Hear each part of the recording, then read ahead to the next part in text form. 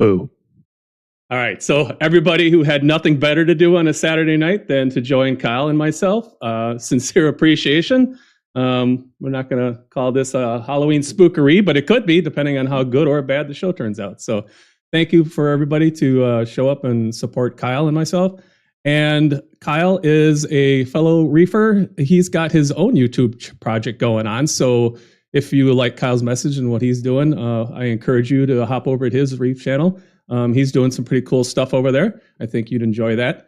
Kyle is also active in the Discord groups and on Instagram. So without further ado, I welcome Kyle. Spooky Kyle. How you going, buddy?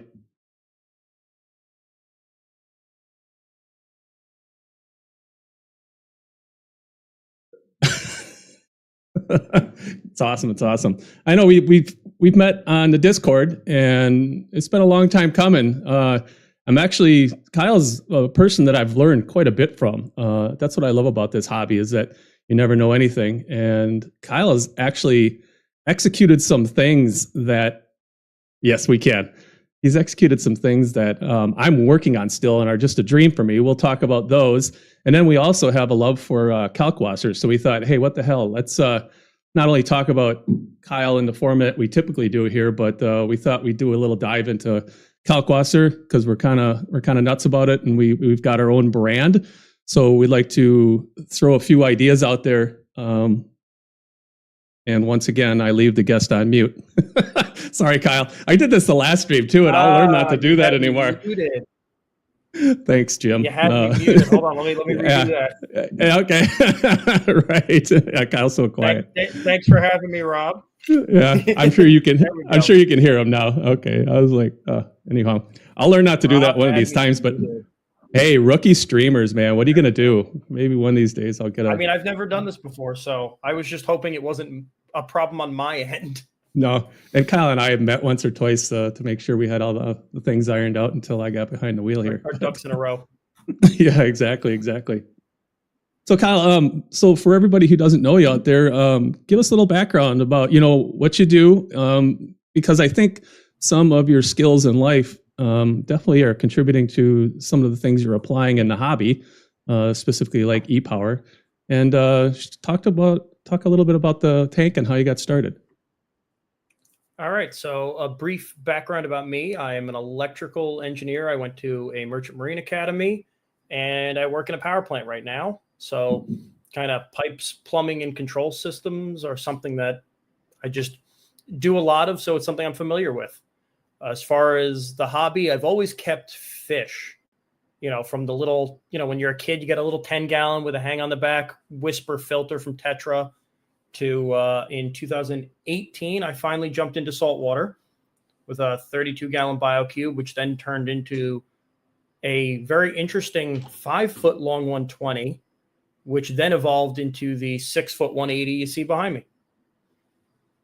Yeah, and they're a lot of work getting up, and the growth in there is fantastic because that's 6 feet of tank, so I can see the size of those colonies back there, and that's the magic of milk. Yes.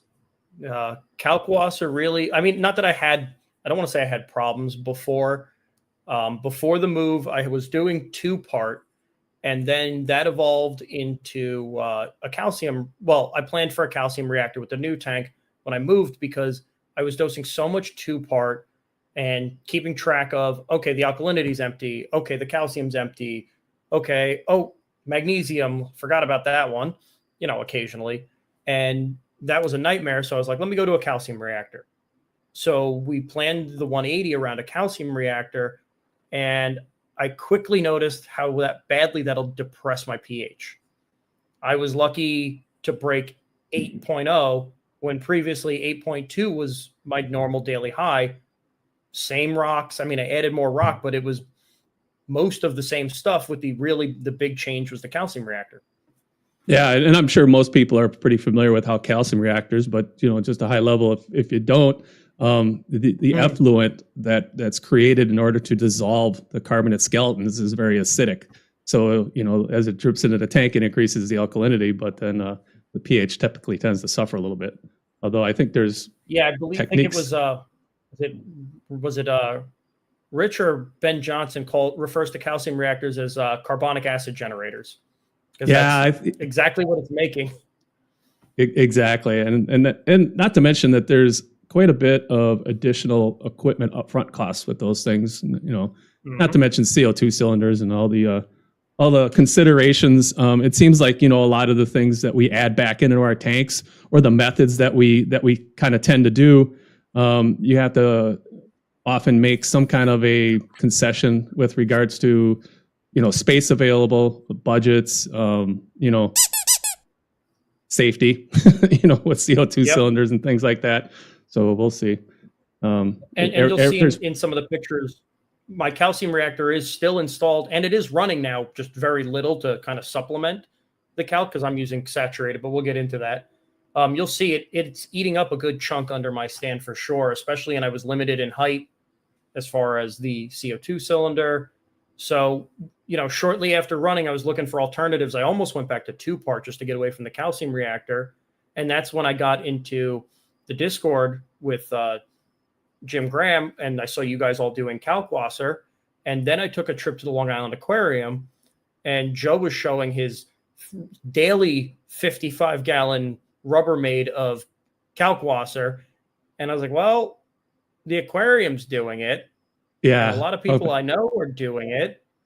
So maybe it's the right answer. So was the aquarium, were they doing just normal saturated, or were they doing a slurry kind of thing? Or I didn't know enough about Kalkwasser at the time when I saw it. I didn't see any mixing equipment, so I think it was 50 gallons of saturated. Okay. But he may very well just dump a fixed amount of Kalkwasser in, mix it all up, and dose it while it's still suspended. And a 55-gallon drum. Enough about it yet. That probably couldn't have lasted that long in an actual aquarium. I think that was daily. Daily, good Lord, that's a lot. So yeah, that's one interesting thing that we'll talk about is every method has a pro and a con, and we'll list some of those things through. That's pretty cool. I did watch that video that you did with Joe. That was impressive. So that's that was a great time. Joe is a super friendly dude, and he's one of those guys you can tell he's a hobbyist at heart still. Even though he does that 20,000-gallon reef for a living, he was so passionate to talk about that reef. I condensed it down to, I think, a 30-minute video. I was there for at least 4 hours talking to him. He would go on as long as you'd let him. Yeah, and he's one of the OGs in the hobby, so his experience and contributions are pretty impressive. So Kyle sent us a little looping video here and some content that we were going to go through based on his setup and whatnot. I believe this is one of the most impressive pieces that we were talking about this earlier in the week. This is purple stylo, right? It's my favorite for sure. And we were talking that the different variables in tanks, like if you guys saw my purple stylo, it looks kind of like a head of cauliflower, and it just gets taller and bigger, but it doesn't branch out at all like Kyle's does. And I wish it did, because I'd actually prefer to have the one that Kyle does. So there's got to be some variables there between the two tanks, and I'm guessing it's flow, but I don't know. And I thought maybe you guys have. It could be flow. It's definitely one of those things where I think you and I were talking about earlier was, we think we're making educated decisions, and a lot of times we do not know as much as we think we know. Where, yeah, I've got some power heads in places, like there's one coming across kind of the base of that stylo, and there's another behind it, and you're getting all the flow from the return pump. But is that why it grew this way? I don't know. So what kind of we're kind of taking educated guesses. What kind of power heads do you have in the tank? So the bulk of my flow is a pair of the older max spec gyres that are those things are just going strong. I don't know about the newer ones. These are from the 120. They're from 2018, and I think I clean them once a year, and they're still going strong. There's a couple of those Jabo power heads scattered throughout. I think I've got 4 in there now. One aimed, you can see on the left-hand side, is going behind the rockwork. just to kind of keep detritus from settling back there. And then there's another one on the right-hand side, right behind that Montipora. I think in the video you've got, not my background, you can see it. What model Jabos are those? The larger ones? I'm only familiar with the smaller ones like the SLW 10s and 20s. I have a couple of those in use. So I think the one on the left is a 20, and then the one on the right is like the biggest one they offer. It looks totally different than the rest, but it functions just the same. I just threw it back there to get some flow behind all of the growth, and it's been a non-issue. And how old is the colonies in there? The stylos and especially the Montipora, that's impressive as well. And I know that's got to suck up some alkalinity. So most of the coral did come out of the 120 that went up in late 2018. How much of it was already there, though, I don't remember. I know the purple stylo, I want to say I added to the 120 in maybe early 2020. I don't think it's like an OG. I did lose a lot of stuff way back. When I first got started, you throw an SPS in there, you think you know what you're doing, and you don't. Killing shit was my hobby for the first year, yeah. Making calcium reactor media. Yes. So sure. I definitely bought a lot more coral in 2020, not knowing we were going to be moving, but I was just I was getting it together. I was starting to get good at this. So I started buying a lot of SPS. So a lot of this is all from 2020, the like that Hollywood Stunner. Okay. That's what's curling and cupping on the right-hand side. That green one. In the big tank. Oh, you've got the nano up. Sorry, that's a Sinulera. I totally forgot. I gave you pictures of the other tank. Yeah, I wasn't sure if it was a close-up or not. That's probably a little better of a side shot of your large tank, and then your other side as well. Yeah, so that cupping on the right-hand side is a Hollywood Stunner that needs to be cleaned up a little bit. I've got so much overgrowth, and I've kind of been taking the, let nature do its thing to an extent, see what corals do what to each other and kind of how they settle in naturally. But I think we're at the point where I got to start intervening. Yeah, I'm always so torn about that. You spend, all that blood, sweat, and tears, and maybe a little bit money, depending on how, what you bought. Yeah. And you kind of want to see what progresses and what unfolds naturally. But at the same time, you're like, oh my God, I've done everything I could. It's been 2 years. This thing is beautiful. And now, I got to hack it apart, or I got to move it, or something's going to kill it. And it's interesting, the thought processes that you go through your head. And I'm also afraid of killing it while trimming it. yeah, or exactly. Yeah. Make an adjustment, you move it, and then all of a sudden it gets mad and then it dies, right? So, I mean, it's just one of the worst things. That purple style has been my pride and joy, and it's breaking the surface of the water now. So it does need to be trimmed. And I've been putting that off because I'm afraid of clipping a branch and suddenly getting STN or RTN and wiping out that whole colony. I mean, that thing's 2 foot across. So maybe we really aren't reefers. Maybe we're just anxiety junkies, because even when we're successful, we're still shitting our pants because you're just waiting for something bad to happen. And I'm sure my wife's sitting there going, I tell you all the time not to mess with it. You make things worse. You always hate messing with it. And I create most of my own problems in the tank. Exactly. I love fucking my shit up. Run us across your light scheme. What do you got going on there? So I'm still running a T5 hybrid. I'm putting off replacing the T5 bulbs because I do want to do an LED in place of the T5s. They are a little pricey to run. Obviously, T5s are going to start getting harder to get. I know parts of Europe stopped manufacturing them, which is where we're getting them from. So I've been looking at probably replacing the front pair and back pair with a single Quanta bar on each side. I just haven't bit the bullet yet because I haven't come up with a plan for mounting it, since this is a aquatic life fixture where the T5s have an integrated LED mount. It's all like one easy to install thing. So I have to come up with a way to remount everything. The main LEDs inside them are some older AI Hydra 52 HDs. Oh, okay. Yeah, And they're not fancy. melting. Nope. I'm looking for icicles and I don't see any icicles. A new problem. Yeah. It seems like something changed when they went to the next series, which was the 64, I think is the next number. Okay. Those ones have a lens melting problem. And I don't know if they changed the chemistry of the lens or the spectrum of the diodes, but you're going to see that everywhere as everybody's melting new lens. Or the heat sinks, things like that. Yeah. These old lights seem to be rock solid. I bought them used off a guy. So I don't even know how old they are. I mean, that even though I've had lens melting issues personally with my AIs, I like the lights. They grow coral. They just have some technical issues, and they're solid. Yeah, they're not bad lights for growing coral. I think the spectrum is there and whatnot. I came from an AI or an ATI fixture as well, and I ended up having to go through a whole rigmarole to figure out how I was going to hang new lights, because it changes everything. Because half your lights are literally hanging from your T5s, and you're like, well, now what, right?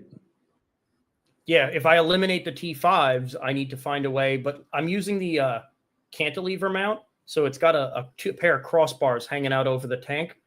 And so I think I can use that to hang the Quantas and just come up with a way to then hang the LEDs between the Quantas in a similar fashion. Yeah, there's a million ways you can do that. I just need a good plan before I start taking things apart. So what kind of power are you getting at the sand bed and maybe towards the middle top? Oh, so last time I measured, and I'm sure the T5s have degraded since then, near the top, I'm looking at like 400. I think that the top of that stylo is probably getting roasted right now by the sunbeam at the surface. But I do get a good spread of, depending on where, based on some shadowing, anywhere from 50 to like 90 near the sand bed. Oh, that's so it's got good light penetration. You can see that there's a green Montipora growing out onto the sand bed. I don't know if we can see it. There's in the middle. I might have left a frag rack totally in the way. There's a model of the Titanic that's got Cyphostraea growing on it. Oh yeah, I've always thought about doing that too. Is doing something some interesting shape. Okay. Yeah, I gotta clean up. I've got chunks of Monty that fall off and they hit the bottom and they just continue to plate out. So that's I'm like, I really do have to do a cleanup, which not to complain about good growth, but like I've got some cleaning to do. Yeah, I hear you. I'm in the same boat, but that's okay. So for Sump, what do we got going on? Looks like so this is a custom sump from Me Loves Reef. That's Mark Levinson. Mm-hmm. It's got the refugium on the right-hand side, and the left-hand side is my mechanical filtration. I've got the skimmer's got a swabby in it. That's what that cord is coming off the top to clean the neck, just to reduce maintenance. You know, I'm an electrical engineer, which means I like gear. I like automation. The less I have to do, the more likely the things are going to get done. Who makes that skimmer? That is an eShops, actually. Oh, okay. Yep, it's an older, that came off the 120 as well. I reused as much equipment as I could because most of it was a little oversized for the 120. It was like 120 to 200 gallons. And I don't run a particularly heavily stocked tank, so I haven't had any issues with the size of the skimmer. What's been your experience? Because I always found it interesting, skimmer sizes and the discussions about, well, if you use too large of a skimmer, you're not going to get any skim mate, but then if you use too small of a skimmer, you also don't see any pH boost from it, because you really need to move a heck of a lot of air, in my experience, to get any noticeable kind of pH bump. I know I've only have experience with Red Sea, but they skim no matter what. And I just keep putting bigger skimmers on my tank and they keep skimming. And I don't know. So this thing just works. Maybe, I don't know what they call a medium bioload is completely subjective. What's your idea of medium? Yeah. But it does definitely move enough air where, like, if my skimmer, the skimmate locker gets full and the skimmer shuts off, I can see the pH change. Absolutely. So it's definitely at least moving enough air in order to keep the help with the pH boost. So you can see it in my graphs. Yeah, I mean, assuming you're If not if just it goes pumping off. more CO2 laden air in there, right? But yeah, you can. No, so that has a line that goes with all my other lines that slip into the basement. It goes through a CO2 scrubber and then outside. Okay. Yeah, So I do have that's fresh and air coming into it. yeah, if I was sucking inside air most days, all I would do is drive my pH down. So I've got, like say a strong line out, and I'm also scrubbing because just my house is pretty buttoned up. Okay, and then And I here's the mean, right leaving side. a scrubber is not a big deal. It's another canister filter. It's in my basement. I kind of fill it when I remember to look at it. I don't know if CO2 scrubbing the outside air makes a huge difference, but at this point, it's one of those and when I think about it things. Yeah, I look at it as what's your total net additive as far as CO2 content from the air and how it equilibrates into the tank. It's just a summation, right? So if your inside air is pretty high or at a medium point, and you're drawing in additional air from the outside, but you're sucking all you can out of that, whatever your total input is what it is. And it's one thing I've kind of you're never going to eliminate it unless you have a lower source, because a lot of people talk about surface agitation as well. And if the air in your house is full of CO2 and your skimmer is taking that same air in, you're just going to find an equilibrium point. Right. And ironically, as we're going to talk about it, we need CO2 when we're talking Kalkwasser, right? Because every hydroxide makes alkalinity because of CO2 being in your water. So it's kind of an interesting point where I think I've talked to a hobbyist or two that may have experienced too low of a CO2 and limited out their alkalinity addition because of it. I think people are seeing that with recirculating skimmers, where you're taking your skimmer cups air and bringing it back into your intake. And at that point, you're scrubbing the CO2 out of the already scrubbed air that's picking up a little CO2 out of the water. And in that case, you are going to end up net negative CO2, essentially. You're going to start bringing that number down and down and down, as opposed to, bringing it down, but not too far. Right. And Jim mentioned, know your CO2 meters are cheap. And I agree. So, he recommended some CO2 meters early on that I tried out, and they were good. They were cheap. And then eventually I wanted to see relationship. And then, you can take it as far as you want. You can jack it into your controller. Doesn't matter which kind of controller you have. Or you can but get to know the relationship and where you start to see things cross out. Yeah, in my case, that was actually something I totally forgot about ahead of time. Using Home Assistant, I have a CO2 meter, and I can see, I don't know how well this will work, but nope, that's not going to work well. But you can see I've got a graph of my CO2 in the living room where the tank is, independent of the apex. And, you could integrate that into your aquarium controller, like you said, but that doesn't seem worth the cost. Yeah, you need that advanced sensors module and a specific type of meter. I think it cost me about $300 total between the sense module and just all the ancillary stuff along with the CO2 meter itself. So not a cheap solution by any means, but it was a good learning experience. And like I say, I have an alert set on my apex. To mess around.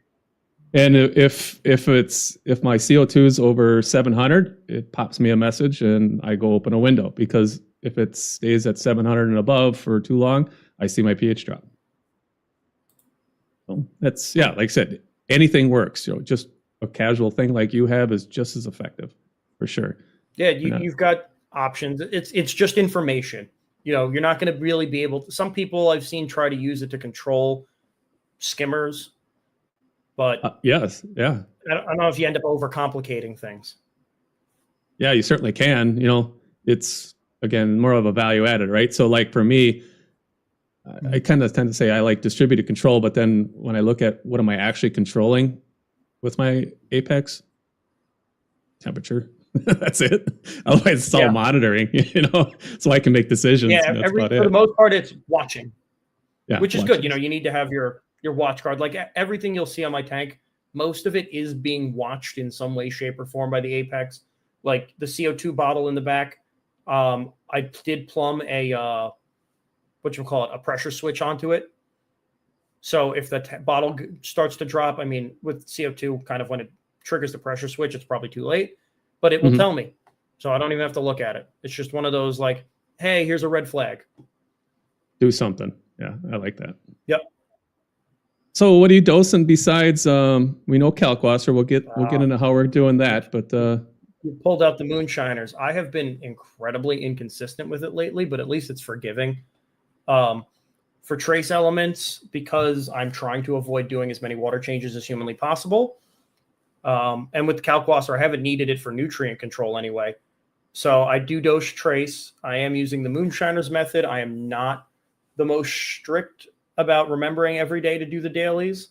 And I'm probably approaching overdue to do an ICP test. But things are just working. So I've kind of been like, everything looks good. I'm not worried about it.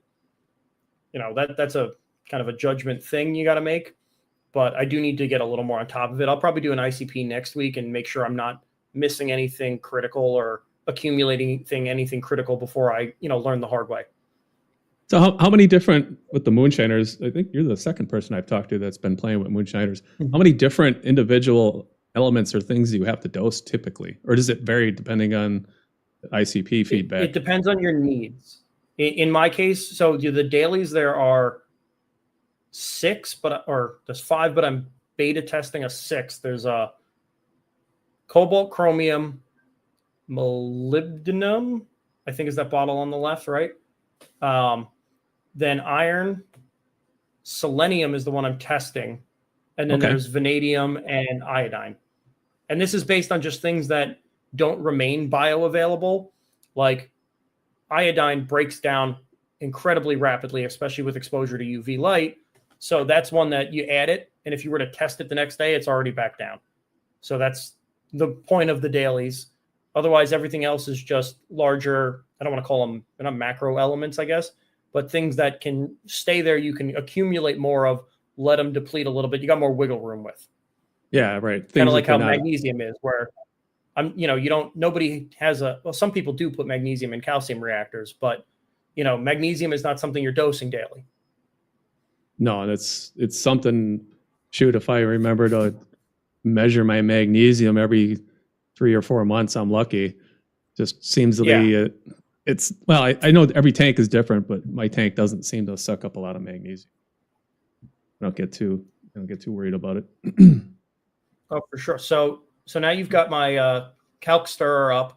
So this is where I get myself into a little trouble with Chris Meckley, because I am following his method for dosing, but he does not like stirs. He would prefer the reservoir.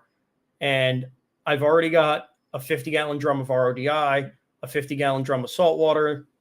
I don't need another one. And the stirrer is just easy maintenance. It sits there.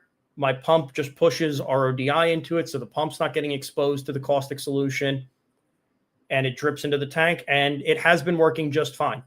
It definitely can achieve the goal, at least based on my experience and in my water volume. I don't know if you scale this up much bigger and then it doesn't become practical due to the flow rates, but I have not exceeded that point yet. And when you said Meckley's method, explain that. Maybe not everybody's familiar with what that is. Yes. Master Meckley, he's Kalkwasser dosing method involves measuring your pH and adjusting your Kalkwasser based on pH as opposed to alkalinity. Like most people are dosing their tank based on alkalinity and calcium values. In this case, I'm dosing just to boost my pH and kind of letting my alkalinity do what it does. And initially, that is a little scary when you first get started and you see that alkalinity rise, especially if you're one of those people that keep alkalinity a little closer to normal seawater, like around 7, 7.5, 8. I always because when I got started, I was using Instant Ocean Reef crystals, which is like super high alkalinity to begin with. So I wasn't exactly afraid of seeing 10 or 11. And so initially, I did get that spike up to 10, 11. I might have hit 12. And then as it all settled out, you get your dosing volumes right, it kind of balances. So now my alkalinity stays between 8 and 9 for the most part, depending on, it's affected a little bit by evaporation and weather in the house and obviously some coral mass, as things die or get trimmed, I cause a spike. But it's been fine. You know, I've been doing this probably close to 18 months now. It's crazy. I think the variability and the different ways we can get to a solution, and how many times I probably reversed my thinking in many things in reefing, especially where chemistry is concerned, is, you know, when I first got back into reefing, it had been a while, and it was the beat down of don't let any parameters, you know, deviate from anything. Keep it as rock solid, stable as possible. And there are many successful reefers out there that are doing that still, right? And you can look, and undeniably that works. And then you've got your approach with Kalkwasser, where you're like, hey, I'm going to take this one parameter and I'm going to throw it under the bus and just run it over daily, right? Because that's what you're doing with alkalinity. And your tank is thriving and healthy, and it works great. I have a Trident, so I know what my alkalinity is. And I honestly, the Trident was one of those things, it was really cool when I got it, and I was really on top of it. And now I barely look at it. See, it's like, yep, everything's within normal range. And that's what Kyle and I are going to talk about here for a bit, is Kalkwasser and the different approaches. And I have a completely different approach than Kyle. And not just because my method of dosing is different, it's just my method of control is different. But it's kind of funny. I would probably take my Alkatronic and throw it in the garbage if I was doing your method, because it would drive me nuts. I'm like, what? And that was one of the reasons I also made the switch on the Trident to the ABC reagents, was why, you know, not that I regret buying it. I like the tech. It's really cool and it does work.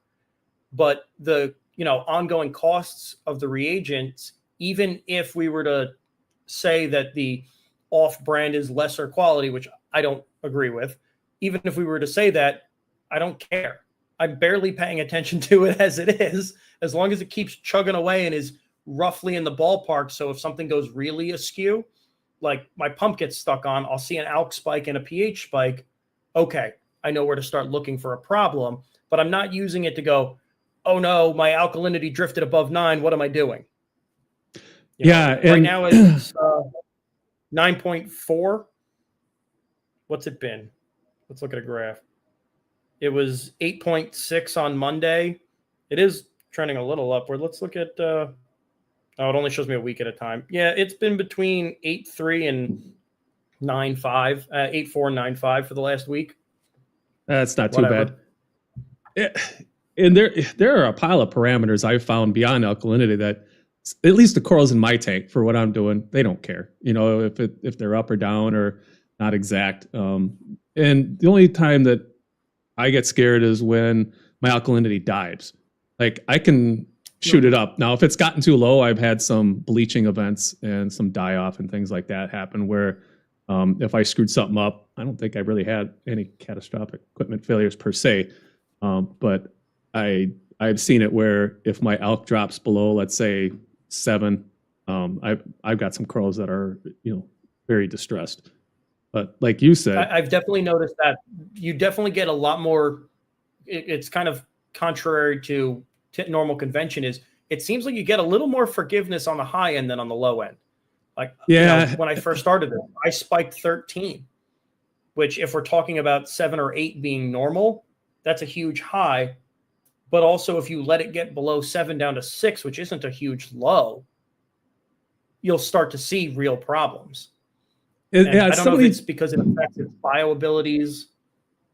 Sorry. Is that something to do with can light impact that? I don't know. Maybe if anybody else in the audience is getting, I've heard some discussions where if you've got really high par, you know, you I don't know if there's a correlation there or whatever. But, you know, I've had a few events where my dosing was interrupted for whatever reasons, and all of a sudden I had problems. And it's usually always, you know, oh shit, I'm on vacation, or it's even happened when I'm home and I haven't been paying attention to things. But still, you know, all those alerts that you set up on your controller. I think there's something about that that involves phosphate too. I remember seeing something about phosphate where your higher phosphates will allow for higher alkalinity, and something to do with the relationship and how it protects the coral from it. That could have been purely anecdotal as well. I don't know if there's any real science to back up any of this. I'm sure a lot of the science in this hobby is just guesses to correlate things that we've witnessed. Yeah, correlate. Mostly anecdotal. Right. Every correlation that we draw is causation, right? Yeah. Well, it happened this way. Like I and said, we don't know as much as we think we know about this. No, I agree. So then let's see what we got going on here. We'll dive back into that, but I just wanted to, this is your mixing station, and you just pump that up and down from so the basement? You've got the two white lines in the back go up to this 180. The larger diameter line is the is the ATO, if it's even needed. I ended up having to go to that's 3/8 instead of 1/4 inch tubing in order to reduce the head losses, or well, it was really the friction loss due to so much head on the PMUP being in that basement, because this is in my basement. And then the 1/4 inch line is the Kalkwasser. So both are drawing from the same RODI reservoir. Okay. I have the RODI automated as well into the apex. There is a optical sensor in the RODI. When it gets down to the bottom third, it'll kick the RODI on and run it for 4 hours, which, based on watching it run, will get it almost full again. Do you do like an auto backflush first to clear the membrane before you run it in there? Or Yes. Just curious. I'm running the Aquatic Life pump still on this, their RO Buddy pump, which when it gets powered on, it goes through a flush first. It's got it's like this whole integral housing with a pump, pressure switch, flush valve. So when it powers up, it does a 30-second flush and then starts producing. I might, after the show, I might ask you a little bit more details on that for sure, because I've been thinking about that for my system too, where instead of me manually going down, flushing, getting distracted, go back down 3 hours later, it's still flushing. And then I flip the switch, and then all I've been doing is just dumping water down the drain. And I'm like, and I do this like all the time. So it's like, I gotta change that. So for sure. Yeah. The RO Buddy pump was definitely one of the smarter investments I made to, just it eliminates one more human error. Yeah. I like that. Like I say, I don't like to do much control, but simple tasks like that, I'm definitely a huge fan of. They don't add value. Especially things that are low risk. Like, what is the risk of automating that? One day it doesn't flush. Oops. Yeah, or it gets that's stuck a good. flushing. Oops. Yeah, risk tolerance and mitigation. Everybody's got a different level.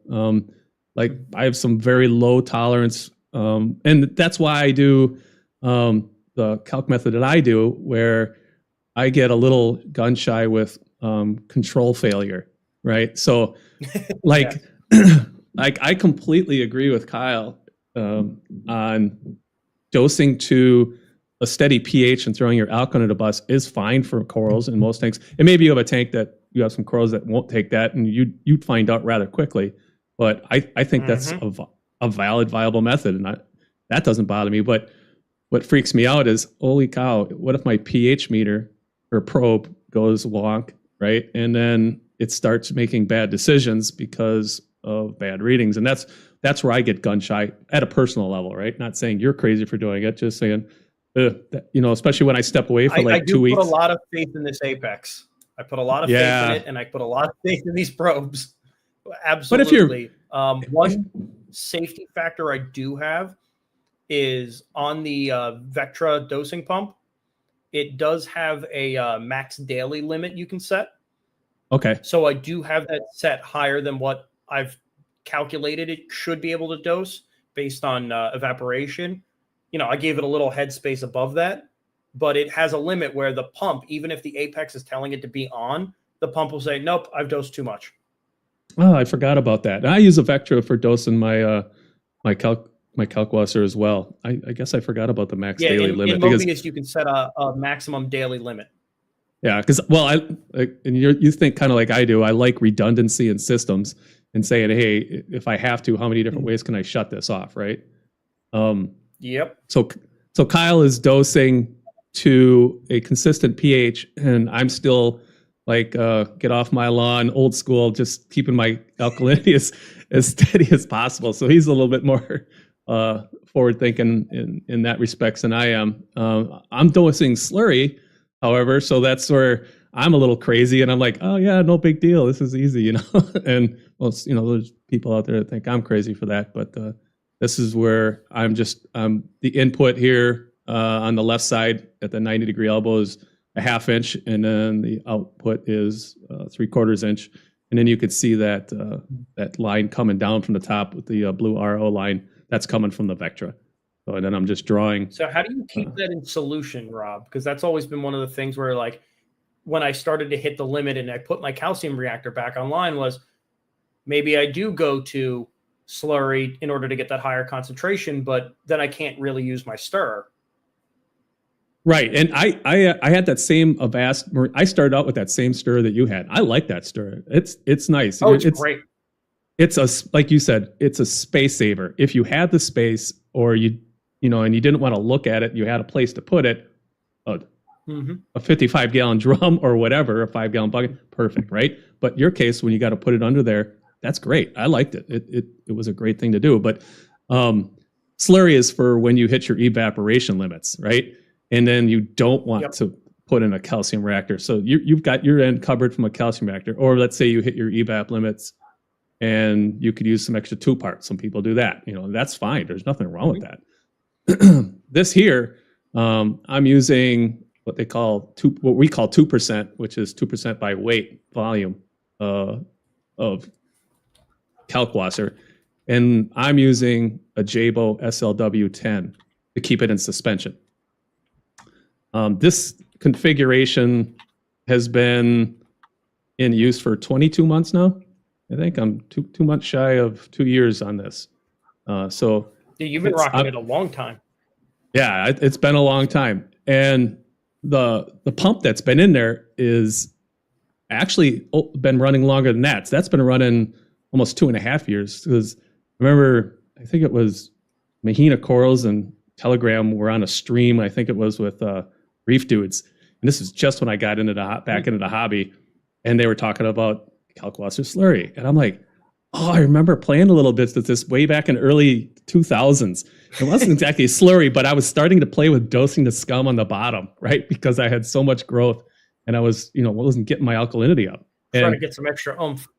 Yeah, it wasn't full on slurry, but I was starting to, push the boundaries on that. And all of a sudden, we're like, oh yeah. So I ran out and bought like SLW10 like a couple weeks later, and I just threw it in a bucket of slurry and just started the clock on it, right? And saying, oh, well, let's see how long this lasts. Because the debate was, oh, these pumps will never last, or how can I keep it in suspension because it'll destroy itself?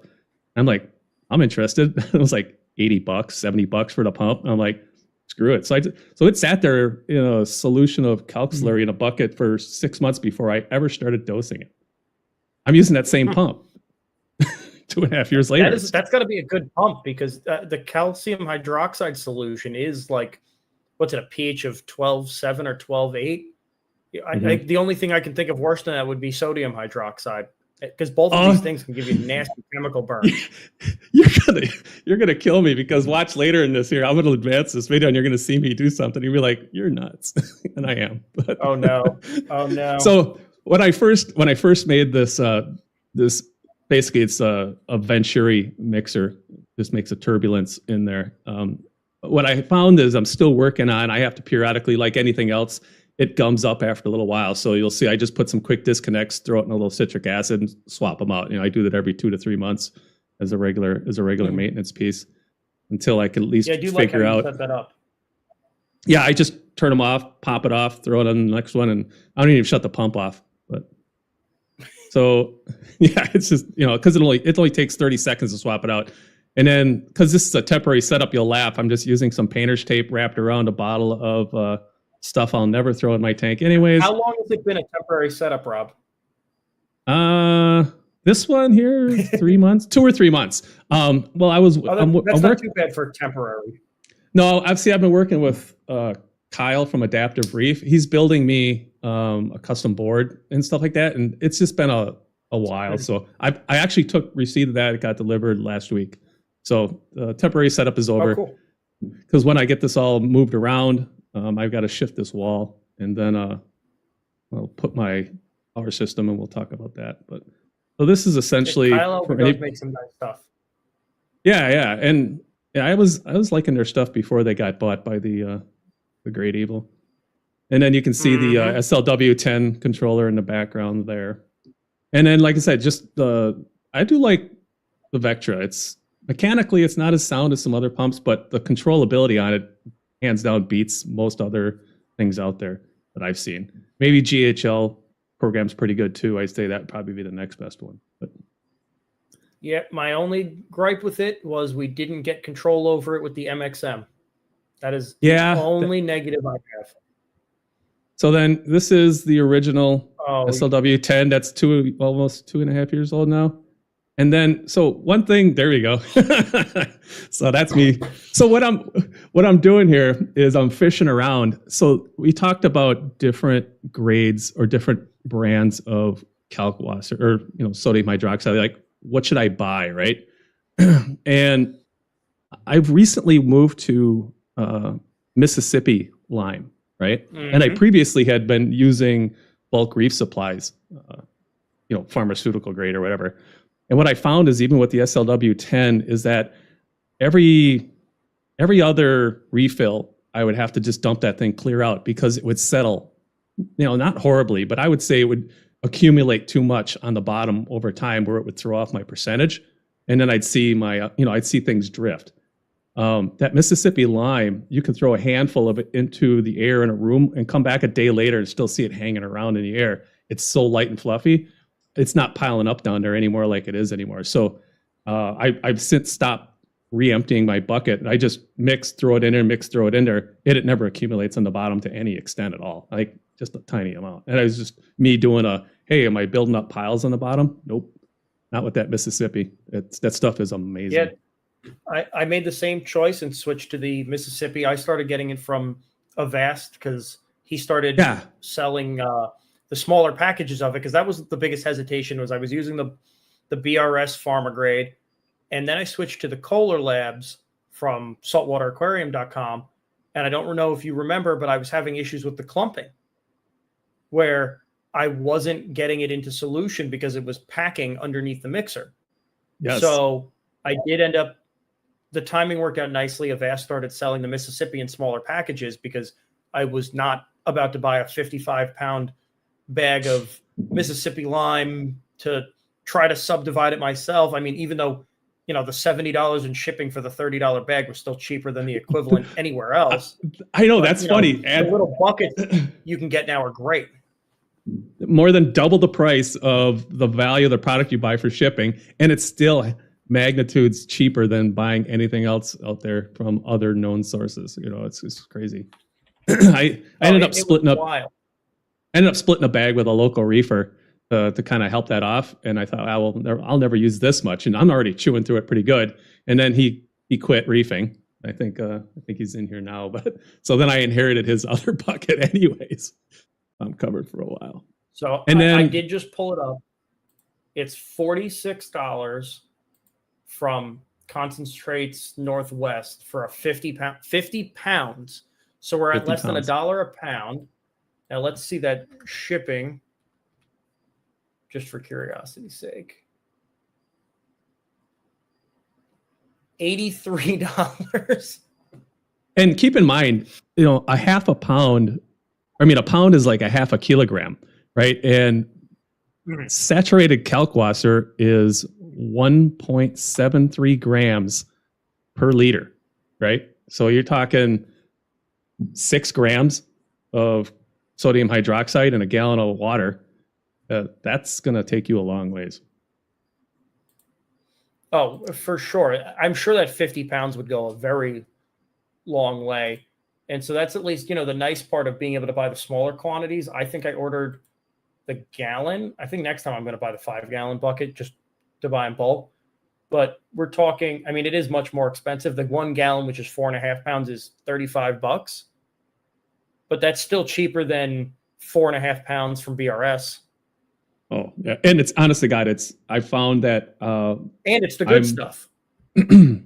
I find that I'm getting more consistent results dosing the way I'm dosing using the Mississippi lime than I ever had with the BRS.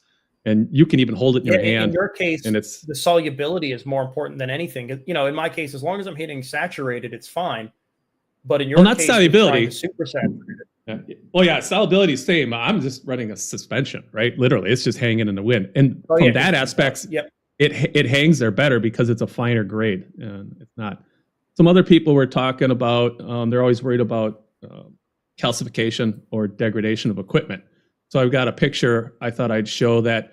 So you can see some minor abiotic precipitation on the union there. That's 22. I have not hauled this pump out since I started slurry. So that's 22 months sitting in slurry as far as, dosing my tank goes. I haven't cleaned my pumps that long. I do this weird thing where since I was mad at myself for buying Core 20 pumps to begin with, I'm just seeing like, well, how long can it go before it breaks? See how I can neglect it. And then that might just be an excuse to either clean it or replace it, but whatever. I'm going to see how long it can go until it actually stops working from neglect. And so far, 2 years in slurry is not good enough to take it out. But yeah, you can see that. Have you had any power supply issues with it? I've lost one power supply in the almost 3 years. And then that's not terrible. And then some people talk about, oh, you'll kill your tank over time, maybe not in a week, but 2 years on slurry. Nothing's dying here, and the only copper rain you can see is that slight dusting in the bottom of my sand bed there, or somebody call that dinos. But okay. It looks great. So have you had any equipment issues with your Kalkwasser, with the stir and whatnot? The only issue I've found was I had a technical issue with the Vectra early on. I think I had the date and the time not set properly, so it was hitting its daily max limits at the wrong times. But that was not clearly operator error, I'm going to go with. And the issue with the Kohler Labs Kalkwasser not kind of going into solution and clumping too much. Otherwise, the Vectra has been running nonstop for, I bought that at Reefapalooza 2022, so it's been running for over a year now, close to 18 months, no maintenance. I probably should check. I know people have to replace the tube in it.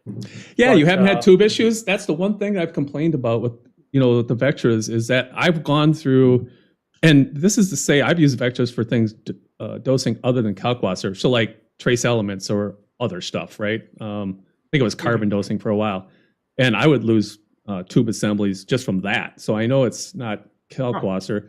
My last tube assembly, but I wonder if they worked that issue out. Okay, yeah, and that's the nice thing I liked about. That's what I did too with.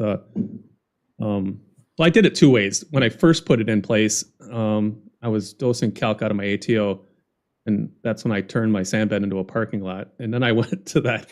Then I went to that calc that calc stir that you have. And yeah, just squirting RODI water through it, flawless. Never had a problem with that. But so far, knock on wood, maybe Vectras fix that issue with the tube assemblies. Because I've been on this last one now for 6 or 7 months, and it hasn't broke. So like maybe they fixed it. It definitely looks different a little bit. But it didn't break. I know it didn't break because I'd get a leak alert, but it's been running strong 18 months, no maintenance.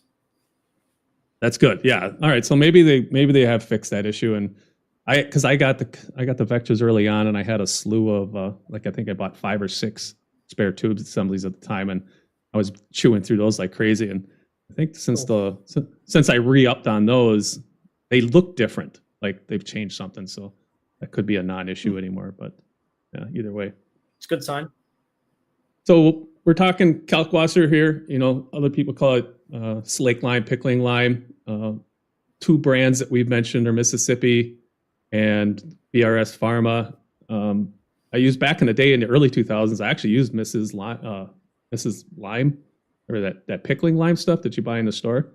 That's from the grocery store. Yeah, the grocery store. So, the sourcing just wasn't there at the time. But some people are still using that today, I've heard on some forums. And that's fine, because if you're using like a small nano tank, like 32 gallon, you're not going to go through a lot of it, right? It's just, you're unlikely to do that. But you'll have to scale up to whatever source you want. Have you ever tried any of the ones with supplements in it? Like enhancements, like magnesium mixed in, or played around? I have not. I've been doing the moonshiner's method since I was in the 120. Mm-hmm. So I've just avoided any of the other additives to avoid conflicting with everything else I've been dosing. Okay. So yeah, some of the benefits of calc, what we like are, flexible applications. You can throw it in your ATO, you can do a calc stir, you can put it in a bucket, you can do slurry. It just depends on what your goals are. So you might have space problem. For me, I've got an evaporation problem. So it's super versatile, and you could even do something as simple as set up a gravity feed bucket, right, with a roller IV line and just drip it in nightly. So I mean, you can go super low tech. actually used to sell a kit. It was a Kalkwasser drip kit for you to take whatever container you wanted and gravity drip Kalkwasser. Yeah, that's the way I started on it. In fact, I only started using 2-part, like sodium carbonate and calcium chloride 6 months ago on my little nano tank or my little frag tank. Mm-hmm. Otherwise, I had no experience with it. It's like, okay, how do you do this stuff? But it's kind of funny. So one other thing for if you're not using Kalkwasser today or you're not too familiar with it, there's a formula that I go by, and it's from Randy Holmes Farley. Some of you might be familiar with his work. He's definitely got a presence on the Reef to Reef forums. So, and of course, he's been writing articles for Reefkeeping magazines since I think the dawn of time, since I was first in the hobby way back when. But I've developed a calculator for Excel that you can calculate anything from normal saturated to 4% by weight. It's all built off of this one premise where if you take 1.25% of your overall system volume and you dose that as incomplete, as a normal saturated calc, you'll dump 1.4 DKH worth of carbonate alkalinity in your tank and 10 parts per million of calcium. So if you take that math and extrapolate that to your system volume, scale it to how many DKH your tank is consuming every day, you get a number of gallons of water that you want to dose every day. So you can see, as I threw my tank example in there, and I'm actually dosing more than I think my tank consumption is at 1.4 DKH. But just as an example, in a 200 gallon system, I'm at 1 3/4 gallons a day. Well, even in the winter, maybe 1.5 is all I'm seeing out of my tank. And in the summer, less than a gallon at some days, because it's pretty buttoned up. So that's why I'm doing slurry, is because I can't keep up with that. And then I'm too nervous to trust my apex. Kyle, he's been rocking that method where he's dosing pH, and that's working awesome. And then you don't have to worry about. And you said you're not running into limitations for evaporation replacement?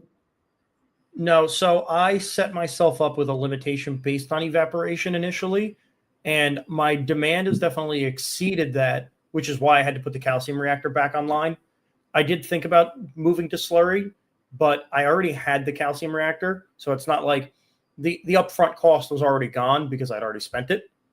So the calcium reactor was still sitting there ready to go. I figured, let's see, as at a low flow rate, if I can balance and not kill my pH with it, I'll use what I have instead of kind of going back to the drawing board here. Yeah.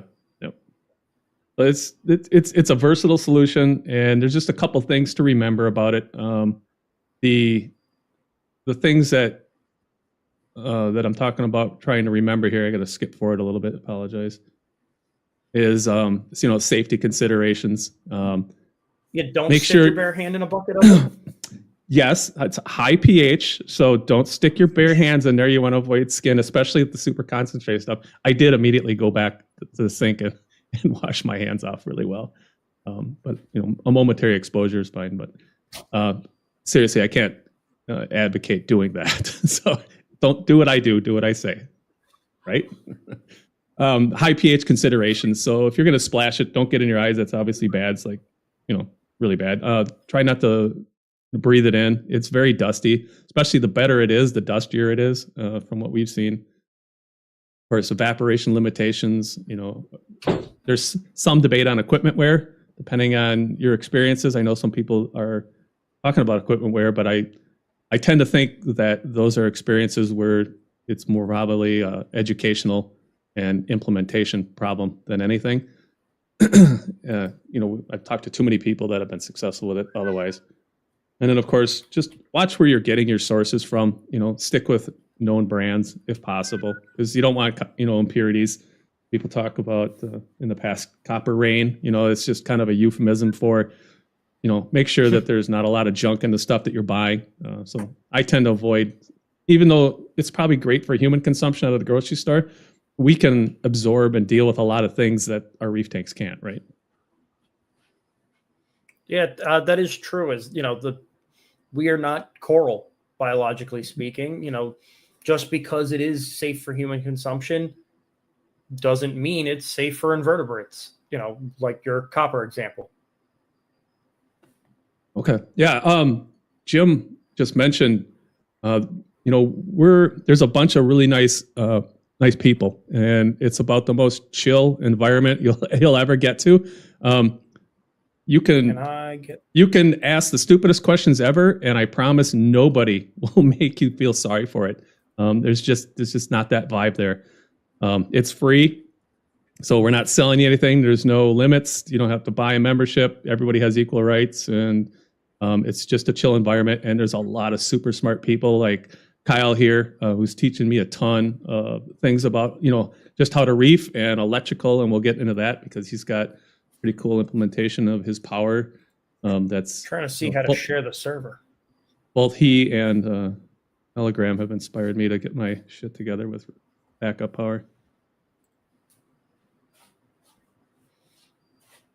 Backup power. I'm assuming we're getting to that next. There we go. Next, we hit it. Backup power. So if anybody has more questions, this wasn't meant to be like a how-to implementation of this is how you put Kalkwasser in it. We wanted to talk about, concepts and why you should use it and when you shouldn't use it and why do people do one thing and not another. Just if you got specific questions, reach out to Kyle. He's super successful. You can see the size of his colonies that he's grown up with his method of Kalkwasser.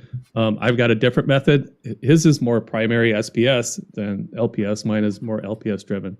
So it's pretty interesting. There's a lot of ways that you can use Kalkwasser.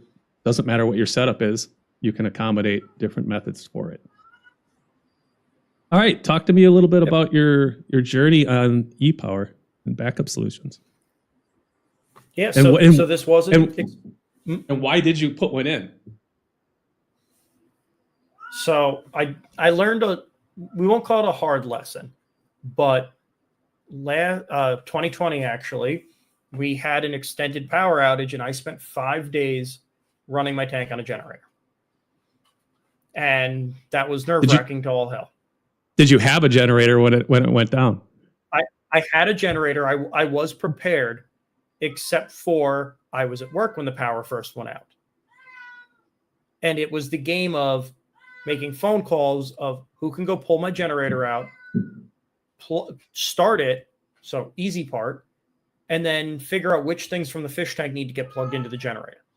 Is that your cat? So when we moved into the house, yes, we have a foster that is not happy with sitting in here.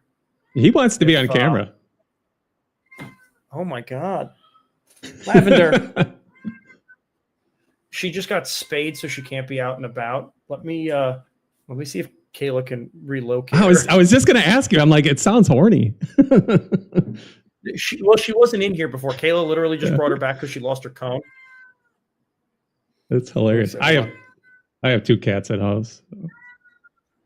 Oh my God. Wow. It's reaping with cats. It's all good. I'm hoping if we ignore her, she'll just stop. Yeah, just go on. Sorry to interrupt you. It was just funny. So I lost my hold on. Yeah. So that gap of getting the generator running was always, of course, the biggest concern. Sorry. So, good. She's taking the cat. I wanted to buy some time. I know you can do those like Tesla power walls And there are battery systems that could keep your whole house and everything powered for days, but of course they're prohibitively expensive. So this was Telegram inspired, and I took a solar charge controller, an MPPT, and initially I didn't even have any solar hooked up to it. And all this is doing is it's taking AC from the wall, converting it to DC to charge the battery, but also passing AC through to that sub panel on the right. And this way it powers the tank, it keeps a big battery charged, and in the event of a power failure, it switches to what's called inverter mode, where it takes the DC, converts it to AC to feed that circuit. So that's the basic background of it. And that does, and in your case, it's an auto transfer, right? It's you don't do it or manually. Correct. Transfer. I don't have to do anything. It will just happen. And based on my calculations, and we'll get into some of the other programming with the Apex to make it last, depending on ambient temperature, I can get 4 to 6 hours out of my pair of batteries. So that means I have 4 to 6 hours to get home, get the generator set up, address an issue if I forgot to test run the generator recently and clean the carburetor. You know, I wanted to give myself some wiggle room. That was the main point of this. Eventually, I'd like to think I can get enough solar to offset some of the electricity cost and enough batteries to buy myself more time. But right now, my goal was something practical. Get this running and give me wiggle room. Yeah, because we can always scale up batteries, right? You can always add batteries in parallel, right? So series, you add the voltages, and parallel, you add the power, correct? Yes. Yeah. So yeah, you can just keep stacking. Yeah. So this is a pair of 100 amp hour 12 volt batteries because this inverter uses 24 volt. So because they're in series to make 24 volt, it's still 100 amp hours. Yes. Yeah. Okay. So you have a 24 volt system. I actually didn't know that. I just assumed it was a 12 volt system and that you were running those batteries in parallel. Okay. You had 200 amp. That was purely the specifications of the inverter. I don't remember if this manufacturer had a 12 volt model, but I think at 24 volts, the inverter might be a little more efficient than at 12 volts. That's why I went 24 as well. Because when I was looking, I was on the fence for so long as to which way I wanted to go. You know, do I want to go with a solar charge controller like you did, or do I want to do something else? And then do I want to do 12 volt, 24, 36 or 48 even, right? 48 starts to scare me because if you can juice yourself pretty good with 48 volts. Yeah, then you're approaching where safety. I mean, not that safety goes out the window with this, but at 48 volts, nominal, meaning really closer to 54, you can give yourself a good little zap there. And 48 volts of DC power is a whole world different, right, than 48 volts of AC, right? So I think I'd laugh at that comparably, but yeah, wouldn't even kid around with that. Okay, that's pretty interesting. So I go with no tickles here. Yeah, and you said sub panel. So talk a little bit about sub panel and how does all your equipment from your Reef go into that? So is that sub panel just feeding like a regular outlet upstairs, and then you're plugging? So what I did was I'll go through, I guess, my installation process was I installed a new 40 amp breaker and some 8 gauge wire to feed the inverter, because that's what the manufacturer calls for, because that's how much it could support up to. I then ran the number 8 on the outlet to that gray sub panel you see on the right. And what that does is that allows me to add any circuits I want and properly protect them. Because if I were to just connect them to the inverter output could supply up to 40 amps if demanded. However, your normal house wiring can't tolerate that. So if you just go back a picture, Rob. Sure. And so in my case, my tank, I had installed a 20 amp circuit to the tank, and eventually I'll add a second one just to spread the risk. But so I took the line after I got this set up out of the panel where it was getting fed from a 20 amp breaker, terminated it into that sub panel, and put the 20 amp breaker there. So now the inverter is powering that little panel, and it's protected by that 20 amp breaker feeding the entire tank circuit. Okay, so this is good. This is good stuff for me, because I've got all my equipment and all the componentry ready. And like I said, I'm just waiting to rearrange some cords and stuff. I haven't quite figured out what I want to do because I'm going to be putting a similar system to you where I'm going to be running a sub panel. So like we're both going to go the route, or you have already, I will as well, where we're still going to use all of our DC power supplies, right, and converters from our normal equipment.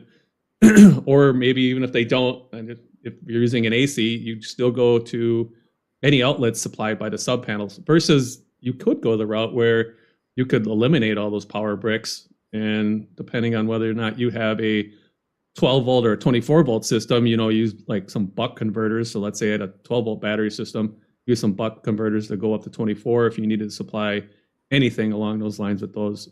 There's multiple ways you can go about that. In this case, you totally could create a DC power supply bus as well. In my case, this is in the basement near my panel and not near the tank. So I kind of just figured I'll accept the conversion losses and just have to scale my system up. So like with the sub panel, I got I think it's a 6-spot panel, so that this way I'd like to add my nano tank to it, break my main tank up into 2 circuits. So, in the event of an errant breaker trip, I don't lose everything. So, you can do some risk mitigation there. And so as I scale my batteries up, I'll start to add more things onto this to keep my, I don't want to say less expensive risks protected as well, but like the things that, my main SPS Reef obviously isn't going to tolerate a power outage the same way my nano is full of soft corals. So when you're considering your battery backup system, what considerations did you make, or how did you calculate, like how much batteries do I want to start out with? Are you powering everything off of your tank? Are you assuming that your lights are going to keep running off the battery system, or are you just doing like critical life supply stuff? Good, but in my case, I bought the biggest pair of batteries I could afford at the time, figuring I want to buy as much time as possible. So what I also did was, and you've got the screenshots from my Apex, I created a virtual outlet because the Apex can do power monitoring of another outlet. So I have the Apex's external supply plugged into an outlet that isn't on that circuit. And so the Apex knows if the house loses power. Okay, so you got it on what they call short power, right? Yeah, because the energy bars aren't going to know the power's out because they're going to get fed off the battery. Once that outlet is triggered, the Apex will go through a series of programs to reduce the speed of my return pump to save power. Will turn off unnecessary loads like my T5s if they're on, because that's 400 watts right there for what? I don't need that in a power outage. No, that's genius, dude. I never considered turn off my LEDs, turn off my gyres, rely on heaters and the circulating pump, and that'll be it. I just need to get, I might have the Kalkwasser on it actually still, because that's not really drawing much power, but I wanted to eliminate the bigger loads anyway, to buy as much time as possible. I'm gonna have to take a page out of your book then, because see, I love talking like this because I'm learning so much already. This is awesome because the system I've got going in place, it has actually 2 feeds. It has one that's only active off of shore power, and then when shore power goes off, that line drops. I was thinking I would pump most of my useless things like lights to that, right? Because then I don't care. And then, like you said, the other things where I could throttle down some power on my power heads to conserve power usage like that. That's definitely where I'm going to take a look at some of the Apex program you've done to extend that life of your batteries. But you're right, you are budgeting time with money. In the case of batteries, is how much time can you afford, and basically just add up the watt hours, right, of each device that you're going to plan on using. And if it has a range, you're going to just estimate, whatever nominal range. Like if you run it at max, then assume, that it's going to run. If it says 50 watt hours, every hour you're going to suck 50 watts, right? Yeah. So that's why, like with the MXM being introduced, that this was a good use case for it, because while the only device I'm controlling with it is that Vortec Versa. We've been mixing up Versa, Vectra, and Vortec. Their return pump from Ecotech, I can throttle it down with the MXM when I lose power, to buy more time, because the reality of it is I just need to circulate enough water in an outage to maintain tank temperature. I don't really care about, the added turnover for filtration and flow for the corals. It is purely just keeping it alive. So Telegram asked, explain shore power. And when it comes to explaining anything electrical related, I am not going to open my mouth. I'm going to let Carl supply the right answers. Shore power was kind of your term, but what Rob's it's saying just a term I've heard, right? Yeah, it's your main power in this case. Your house is, we'll call it the shore. It comes from the marine world of when you get into port, you plug the ship into an outlet. It's a really big outlet, but you plug into an outlet at the port so you don't need to run your own generators. So in this case, your shore power is your unprotected outlet giving your apex power so that it knows if your main power goes out, your shore power goes out, the apex goes, oh, it's gone. I need to do something. So that's the case I'm doing here. And before I forget, actually, I'll come back to it, but I wanted to touch on some safety things with this as well. I think the RVers and the van lifers adopted that shore power terminology, and it just seems to everywhere you look for solar power, DIY power, everybody's using that term. So, all right, so moving along. Now this breaker here, that is a protection, right, for the charge controller. It's actually, well, it kind of goes both ways. It's a 100 amp DC breaker, which is based on the size of the wiring and the rating of the charge controller, but it's actually to protect everything in the event of an overload. So that's something I don't think a lot of people think about, is either fusing or circuit breakers on the DC side as well, is, in the event of an issue with the charge controller, it overheats, it faults, and it creates a DC fault, that breaker will trip as well. So I've got AC circuit protection and DC circuit protection to prevent the risk of a fire or damage to the equipment. I think I bought a 100 amp fuse for the positive lead between my battery and my charge controller. But I think I did. That works too. I opted for a breaker for resetability, but as well as I can use it as a disconnect switch. So if I need to replace a battery, or when I expand, I don't have to do it with it connected to the charge controller. I can open the breaker, add my next set of batteries, maybe give the batteries a chance to equalize to each other, and then close that switch to reactivate the charge controller. Right. I did buy a breaker switch, a disconnect switch for that system as well. So, okay, but I think that's a consideration though. I like the breaker idea there too. So how did you calculate the size of that breaker? Like what was your determination there? Circuit breaker sizing is mostly wire size based. That's something that confuses a lot of people when you think about, like, a 15 amp household circuit or a 20 amp. It's not to protect your vacuum cleaner. It is purely to protect the wire in the wall. So in this case, the wire size was based on what the charge controller was rated for, which was up to 100 amps of charging. That's using, it's 60-40, it's solar plus AC. Mm-hmm. So it can do 100 amps of charging.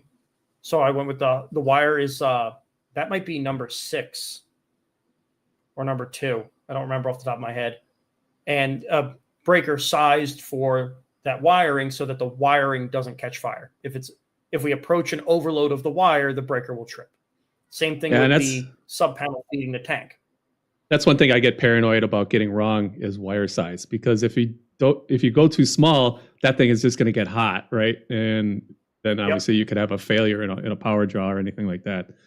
So if you're not sure about how to do that, a lot of these places that you would go to buy these things from, right? So if you went to I think I went to a place called NAS Solar or something like that, someplace online. Mm-hmm. They want to sell you stuff, so they'll spend time talking to you and walking you through that for sure. This is definitely one of those things where the education gets expensive. Oh God, yes. But it's safer that way too. Yeah, and there's budgets for everybody. So like Kyle, looks like you bought these are pre-built batteries, right?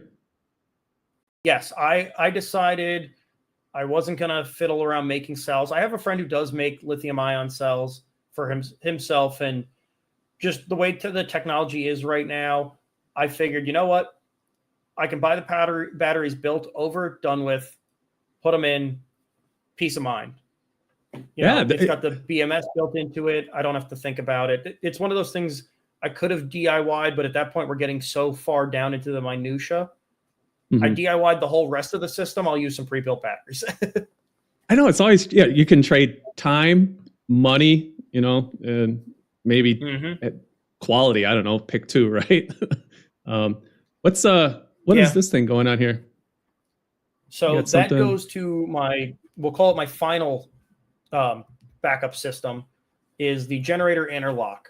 So the battery only buys me time to get my generator running. Obviously, the generator is the long-term answer here.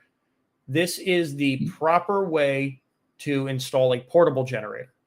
Because obviously, if you've ever looked at buying a whole home generator, they're a fortune. Yeah. So this was the cheap alternative. I don't know, $1,000 portable generator and $500 for the electrician to do this, versus upwards of 12 grand.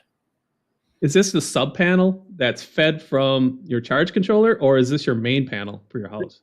This is my main panel. So at the top, that breaker is the actual main service disconnect breaker from the utility company. That hunk of metal Z looking thing is to keep me from closing that generator breaker with the main also closed. So the electrician put in a receptacle on the side of the house that actually plugs the generator in. So I've got a 30 amp twist lock connection from the generator to the side of the house outside, with a nice 30-foot extension cord so I can keep the generator away from the house. That feeds to the panel. So I would open the main disconnect on top, which will allow that bracket to slide so that I can close the generator breaker. Okay. And then at that point in time, once that's all hooked up and running, you actually have shore power restored, for lack of a better term, to your entire house. That's nice. We tested it over the summer. We did have an outage, and I was able to run 3 window units, the tank, and just about everything else without even thinking twice about it. Very nice. So the system that I'm considering doing is where I'm not going to probably hook my generator into my main panel.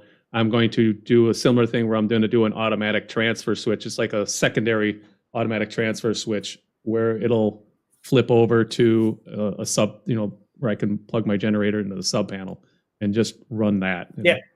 And I think I'm also wiring my furnace for the house, because I live in Wisconsin. So if it's in the wintertime and it's cheaper to keep my house heated than try to not heat my house in a long-term power loss and then try to heat my tank off of batteries. That doesn't make any sense. So we're doing kind of I can put my boiler on the generator power as well. Luckily, we've got gas, so I don't have electric heat. I just need the electric for the circulating pump. Yeah. And those are cheaper. The same thing like with a furnace. If you wanted to run your furnace off a generator, you're really just providing power for the blower, which is not as much as you think. So walk us through, this is a shot of, hopefully everybody can make this out. This is a shot of your Apex. Yep. So that's the Apex programming we were talking about. And so what we've got here is that one on the left, our first one will go left to right. That's the virtual outlet that is looking at the Apex's external power supply plugged into shore power. So when that sees shore power goes away, it's turning that virtual outlet on. I'm about to put my glasses on. You guys have to tell me if I'm still rocking this pirate outfit with my glasses. You need an eye patch. Okay. Yeah, there we go. So that's the Oh, was it the left one? They might actually in a different order. Sorry, I'm talking about the center one. I didn't make it bigger. I just assumed which one was which. Sorry, the center one is that virtual outlet that I was just talking about. If power Apex off, then on. So, and that 001 there is just so that a little blip doesn't trigger anything. We want an actual outage. So I gave it a 1 minute delay in there. So that turns that virtual outlet on. Now the other two, the one on the left and the right, are two different things I'm doing that are looking for that virtual outlet. So the one on the left is my return pump, where if that virtual outlet that I call power loss is on, it slows my return pump down. Okay, not like 25% or something like that, right? Moves it down to 25%. Then the one on the right is actually, those are my T5s. Those I'm just turning straight off. Right. Yeah. And because there's a bunch of other programming things in there, but the highlight was those are getting turned off. My pumps are getting slowed down. Right. So yeah, in the case of the whole point of battery backup, like we still, I think, in my personal opinion, is that you should have like 2 stages of backup, right? So you got a long term where we're way beyond what anybody can normally afford for batteries, right? And batteries are for when I'm not at home. How can I keep my critical systems running, right? So, because if you are home, you can just go out and plug in your generator and everything was great. But if you're at work or on vacation or anything like that, you need time to get home and correct the situation or get your tank sitter going in there. But definitely having a generator and a battery backup plan, like long-term and short-term, is crucial. I'm impressed with this Apex configuration here and taking into consideration, because in the time between you can lose power and get a generator in place, you don't need lights, right? Or you don't need some things, arguably maybe you're not even a heater, right? Depending on your individual setup and time of year, climate. Those things are all things that you think about for sure. But I like how this is set up. Thank you. So if you have any questions, go ahead. Sorry, no, I was just gonna say you got a lot of different things you can do, and it's just a matter of about buying time, because I mean, normal circumstances, of course, the power is coming back. You don't need an entire power plant in your house. You just need to get by. Your reef will be okay a couple days without lights. People do 3-day blackouts for dynos all the time. So if I got to do a 1-day blackout, it is what it is. As long as it keeps my fish alive and my corals alive, they don't have to be thriving. It's okay if my growth is stunted. As long as nothing dies, I'm happy. Yeah, right. Exactly. Yeah, you don't have to keep your pedal on the metal. At that point, it's survival mode. And it starts to make sense at a certain point to have a battery backup system. Like when you have a system like I think Kyle has, and you've got 3, 4, 5 years invested into the livestock into that tank. I've got 2 to 3 in mine.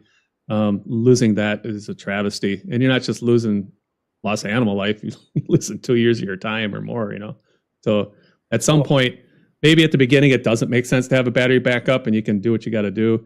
But at some point, it's spending more money, but it's a solid insurance plan. When you raise Dory, protecting your investment and your heartache. Yeah, and your heartache. Yeah, and honest to God, some of those fish I've had, from that big, and now they're that big. You kind of get attached to them a little bit, and like the last thing you want to see is have them go. So what we got here is Kyle purchased his batteries completed, and no additional labor or consideration other than just making that purchase and sized according to your budget. I'm still on a journey where I'm trying to learn more about DC circuitry, electronics, and batteries and things like that. So I decided to take my shot at AliExpress and go the DIY battery route. I've watched a lot of Will Prowse videos, DIY solar, and that guy's great. He's very easy to watch. He's very entertaining, but he's very knowledgeable and easy to listen to. So it's easy to absorb his stuff. That's where I got a lot of knowledge on here. And of course, I've asked questions to Kyle. I've reached out to guys like Telegram. They've all been super supportive and helpful in answering my questions. So this is a 24 volt setup as well. It is 280 amps at 24 volts. So there's like 6.4 kilowatt hours in there. So there's a lot of power there. I think we talked, was that last week or the week before? The yin and the yang of buying versus building, right? Yep. At a certain price point, where does it make sense? And because, you can get brand new grade A cells off of AliExpress for sure, but you got to be careful what you're buying. And if it sounds too good to be true, then you're probably getting grade B, which are grade B are used cells. And I think each one of these, I was like between $110 and $130 each. So I think it came out to, and there's definitely grade Bs in here, right? Because I didn't get the full 280. I think at the end of the day, I was getting 260 amp hours out of these. So I think that came out to like 16 cents. And then I think we did some math where, what was your kilowatt hour pennies that you spent? Weren't you like at 25 cents? Something like that? Yeah, I think it was something like that. And yours was probably near like half of that.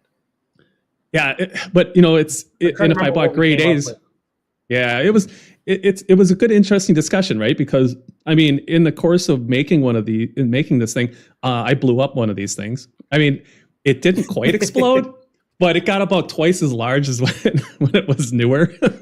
Yeah, well, it was, you know, that's the thing, you know, when you're learning this stuff, you'll make mistakes. And Rob learned how not to use a battery or a benchtop power supply, and learned how, you know, constant voltage and constant current work, and how to set those up on your benchtop.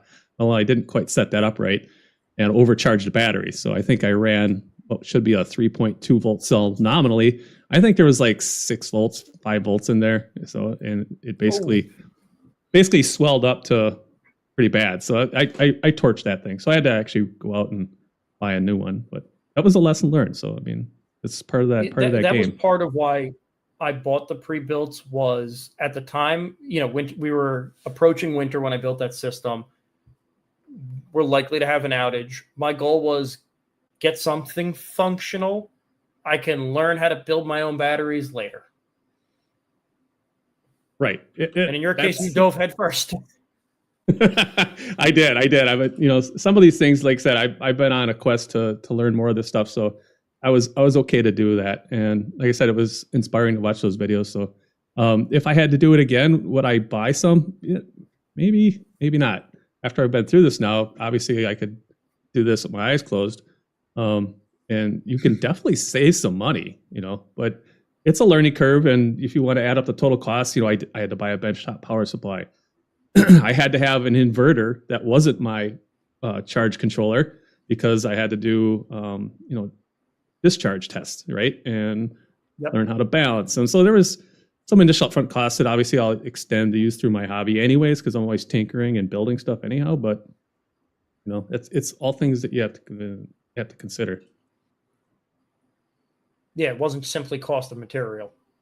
No, right. Yeah. So, but all the furtherment of the hobby, right? Yep. So if I wanted to double that, if I basically put another one of these side by side, it would be kind of like a Tesla Powerwall, right? So like 12 kilowatt. Yeah.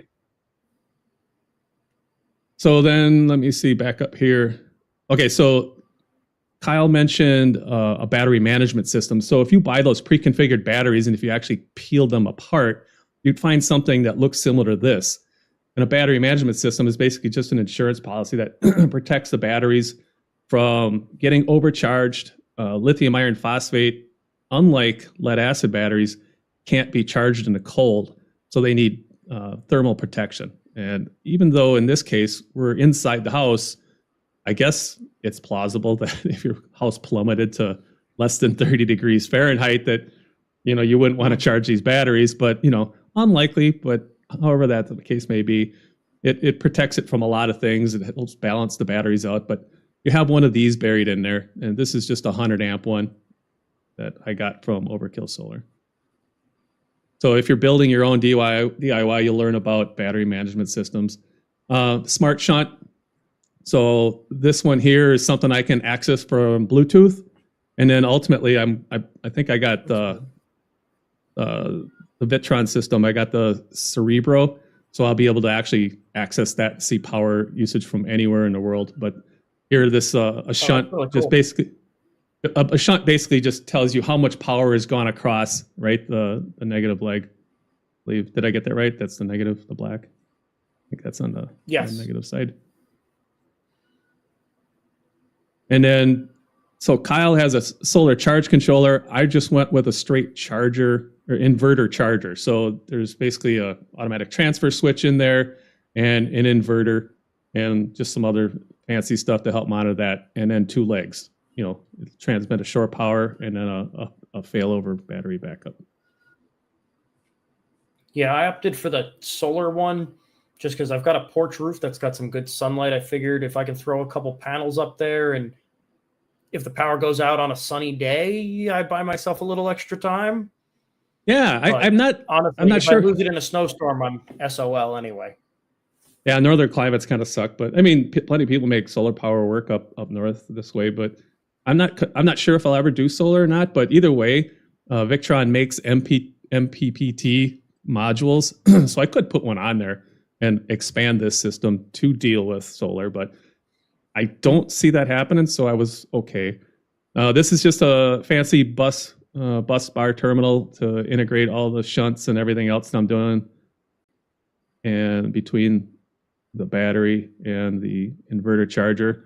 This is the unit that'll allow me to have Wi-Fi connectivity anywhere. And then of course, this is the automatic transfer switch that will allow me to switch over to my generator. I like it. So it's different approaches, but there's budget, there's time, there's experience, all things to consider. How much power can you afford? How much time do you need? And then, what are you trying to accomplish as far as keeping on in your tank, right? Power heads, return pumps for sure. Do you want to do batteries or do you want to do your heaters? Can you afford to? It just depends on the size of your system. I don't know. Absolutely. What do you think as far as if you had to do it all over again? Anything you would do differently? There is one thing that I dislike a little bit about the charge controller I got was it's not a double conversion. So the battery is completely out of the equation normally, as opposed to a floating DC bus between a converter and an inverter. And I would have liked that because that also provides power filtering like a small computer UPS does. Okay. But I'm sure that charge controller would have cost me a fortune. Yeah. Do you mind saying how much was that charge controller, that solar charge controller? I want to say it was $500 or $600. The batteries were like $300 a piece. So between the 2 batteries, the solar charger, sub panel, and some wiring, probably all in at about $1,500. Okay. Yeah, I think the Multi Plus I got for $1,200, and Victron it's a Cadillac. I was up in the air between. You did buy top of the line. I bought what I could get on Amazon for sure. No, and there's nothing wrong with that because your system is bulletproof. It's gonna work, and there's nothing wrong with it. I was just like I say, I don't know. Maybe I fell in love with the Victron stuff watching too many Prowse videos, but there's some trade-off. In that case, yeah. You paid for the Cadillac, but the Cadillac, I mean, looking at all your components, it's almost comical because you DIY'd these batteries. It allowed me to spend more money. Components. Yeah. So that's the thing is that I saved a whole lot of money on the batteries, which allowed me to spend because I had an overall budget, So yes. Yeah. And because I can be gone for a couple of days, I needed I needed a lot of power. So I was. Yeah, you needed a lot of time. And time. Thank you. I needed a lot of time. So does anybody else have? Buy time. Yeah, exactly. Sorry. No, you're fine. So, anybody have any other questions for Kyle? I know we covered a lot. Like I say, I am not the foremost expert on battery backups. I've got the good fortune of being connected to a lot of people who do, like Kyle. Jim Telegram reached out. He's known for his knowledge and experience with e-power and backup systems. So learning a lot fast, and it's certainly fun. And like I say, if you have a big investment in your tank, you're definitely going to want to make sure that you have a plan so you don't lose all that time and valuable life. And based off of that, you can tell that there are many roads to the airport with regards to carbon and alkalinity. We just covered Kalkwasser today. we didn't even get into two-part and other forms like calcium reactors and things like that. But there's a lot of ways that you can go about it, and there's a lot of people on our Discord channel that do everything in between, and they're knowledgeable and happy to share that and help you be just as successful. So there's more than one way to reef. Yeah, right. That'd be CBB for copper band butterfly for me. Kayla is my favorite fish. Copper band butterfly. Yeah, she says, "What's your favorite fish?" So my favorite fish is probably an Achilles tang, which we don't have. And I really wanted one, but we have that powder brown, and it's too aggressive, and they'd be too similar. It's not worth introducing. I don't know much about those. Like the one fish that I am scared to have that I really want is a Moorish idol. I just think that my tank is cultivated to be more of a smorgasbord or a buffet for a fish like that, than any difficulty with feeding regimens. So, mine was, there was no rhyme or reason for some of these fish. That was just like, a lot of these are all my original fish from when I first got into the hobby in 2018. So there was just like, I like this fish. Oh, it eats algae. Great. So that's how we ended up with the yellow eye coal tang, the fox face, the powder brown. I still have some damsels that have been hanging on. The one damsel and 2 chromies left. And then the black clownfish we raised from itty bitty babies. One of them used to take rides down the overflow. I had some bangy cardinals that had that bred, and actually some of those fish got sucked down the overflow and actually grew out in my sump. I don't know how, because I don't know what they were eating down there. Yeah, it must have been copepods. I don't know, but they weren't dead, and I found them far larger than they are when they were born. So that was a mystery as to where these magical fish come from. I know. I was like, I've got spare fish. Like, where did these come from? But yeah, it's crazy what that happens. Well, this has been a lot of. Had any clownfish fry make it yet? They've been laying eggs in the zoanthids. And nothing. I haven't seen anything hatch. I suspect the eel has eaten most of the eggs.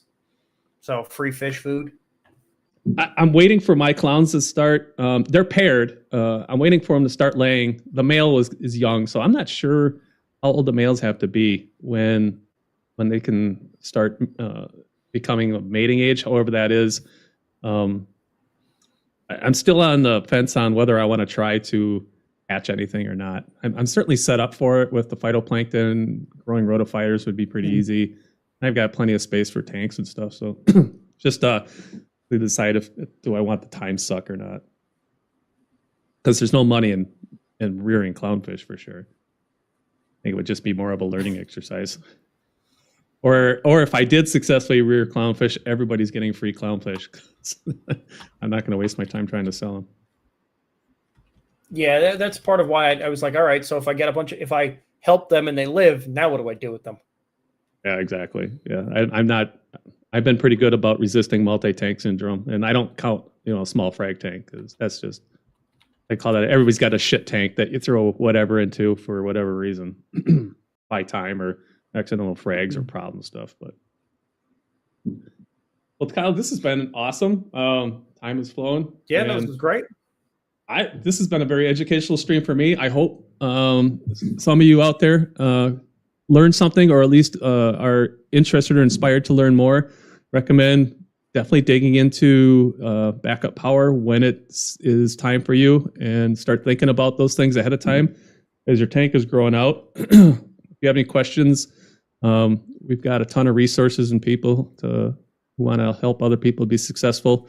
I've been using Kalkwasser for a lot of years, and I've yet to kill anything with it. A lot of people say, hey, Kalkwasser is dangerous, but I don't know, in your experience, Kyle, overdosing anything is bad. So you can nuke your tank with 2-part. You can nuke your tank with anything. So just have redundancy, like Kyle mentioned. He's got many different ways to have a plan. Right, exactly. And it doesn't have to be an expensive plan. So Thanks for hanging out with us on this Saturday night. I don't know, what have you been rocking? Thanks for having me, Rob. I have Sprecher maple root beer. Maple root beer. I just assumed you were drinking an adult beverage this whole time. No. I mean, well, I didn't know how long the stream would go, and then I probably thinking, well, if I was rocking some beers, I'll probably sound like an idiot more than I normally do. So I think I'd stick with the Sprecher root beer. I poured myself one whiskey at the beginning, and that was it. Nice. What kind? That was 1776 rye. I've taken a liking to ryes lately. Ooh, a rye. I like a good rye. Yeah, I won't say no to a rye. There's a lot going on. People underestimate ryes, but that's a different conversation. It's my favorite bread, so why not whiskey, right? Yes, rye bread. And rye whiskey and rye bread. I'm all for it. Exactly the same thing, right? No.